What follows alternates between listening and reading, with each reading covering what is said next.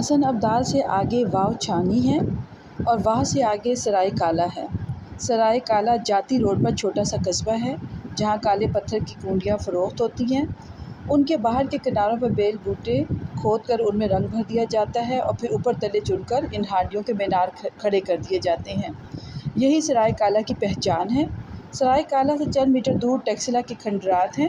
سرائے کالا سے 4 میل آگے مارگلا کی پہاڑیوں کے درمیان ایک کٹاؤ ہے۔ یہ کٹاؤ انگریزوں کی مرہون منت ہے۔ انگریزوں نے روڈ کی تعمیر کے لیے ایک گہرا کٹاؤ کیا جس سے آنا جانا آسان ہو گیا۔ بلندی پر سڑک موجود ہے۔ وہاں نکلسن کی لاٹ دور سے نظر آتی ہے۔ میں مری روڈ پر کمپنی باغ کے سامنے ڈاکٹر اجمل کی گلی میں پہنچا۔ یہ گلی میں نے چوتھائی صدی پہلے بھی دیکھی تھی۔ وہی ٹین کی چادروں کا بڑا سا گیٹ، وہی اینٹوں کے فرش والا دالان اور اس کے ارد گرد مطب کے وہی کمرے، مگر اب پورے شہر کی طرح یہ گلی بھی بدل گئی تھی۔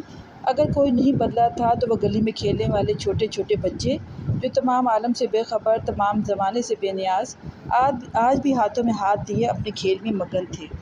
یہ بیٹا خلاصہ ہے سبق لڑی میں پروئے ہوئے منظر کا، جو کہ آپ نے لکھنا بھی ہے اور یاد بھی کرنا ہے۔ اللہ حافظ بچوں۔